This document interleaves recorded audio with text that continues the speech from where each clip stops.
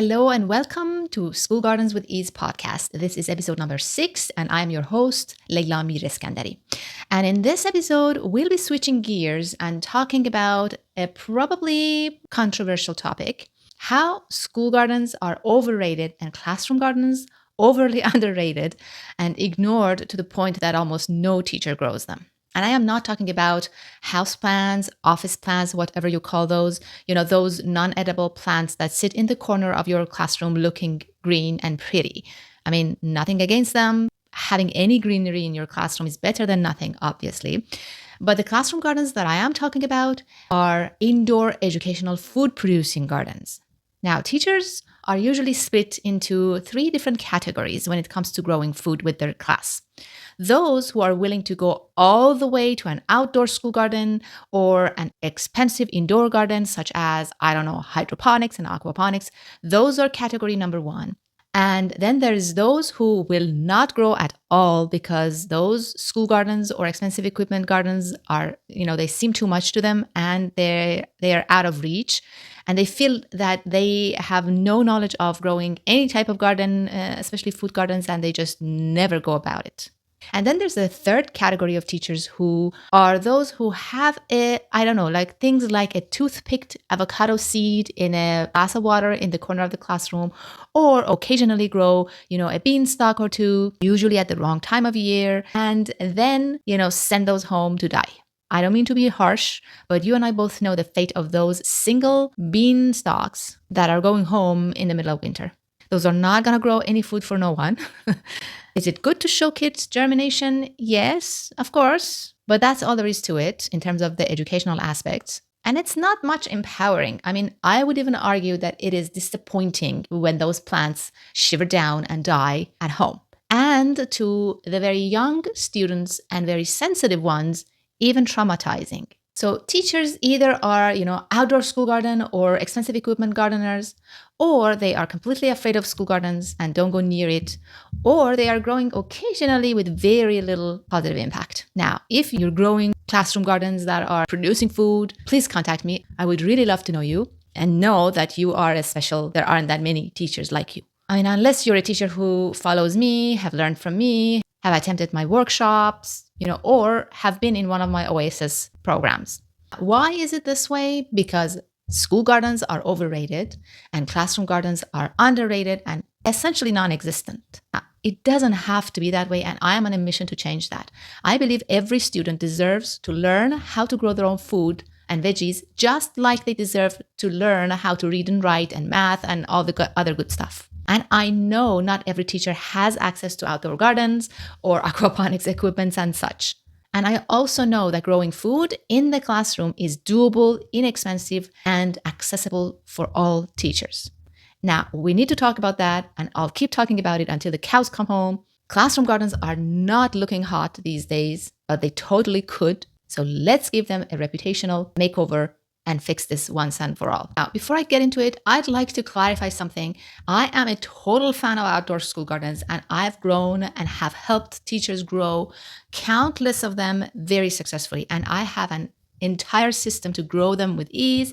And I have 2 outdoor school garden programs in the Oasis Suite of programs of mine. Also, I have a lot of respect for those teachers who take on those expensive equipment indoor projects and get them to success, because those are a lot of responsibility and they need a lot of dedication and hard work. Okay, so what I'm about to tell you is not out of disrespect for anyone, and it certainly is not out of dislike for school gardens, because I love them, okay?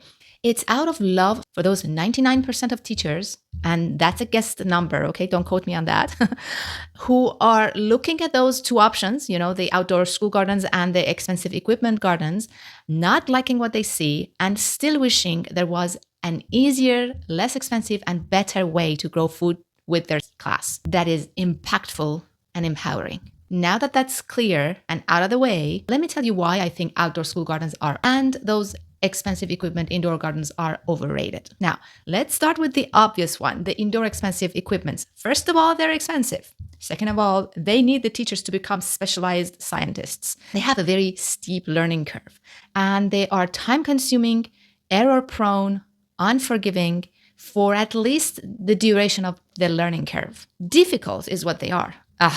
Please. Who has time and energy for those types of gardens? Almost no teacher does. And the educational return on investment of money, time, and energy is very questionable.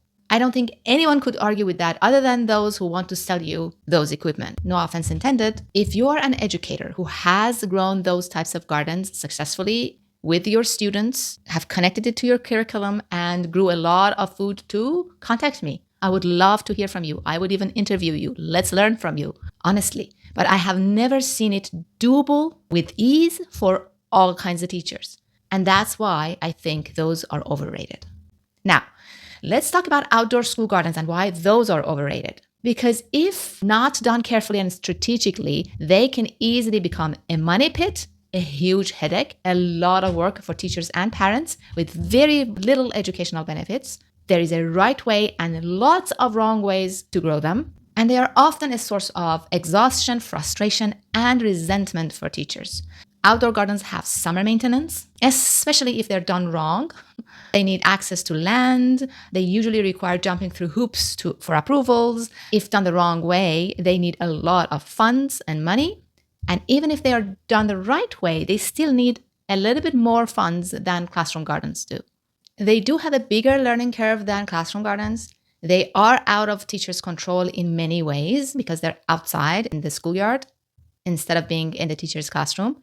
And if done for the sake of just growing a garden to show off that we grew a garden, and no offense to anyone, but this happens more often than you think, and it wasn't used as a teaching tool to teach the curriculum, then all of that hard work was for nothing. I mean, well, maybe good for a few pictures that you took for the school's profile when you tweeted them, but that is a very low bar and it shouldn't satisfy you because a school garden's success should be measured by the educational benefits it brought to your students. So the educational return on investment of time, energy, and money, if done right, is huge, but if done wrong, is very questionable. Plus, jumping straight to outdoor gardens is frankly scary for most teachers, and I, for one, can't blame them.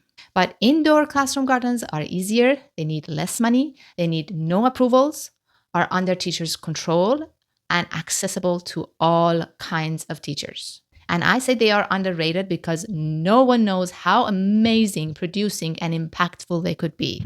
I'll tell you all about it and how to grow them in the next episode. Let's give classroom gardens a reputational makeover and make them a hot topic because they are that other option that you've been looking for. I promise you that. Talk to you soon in the next week's episode.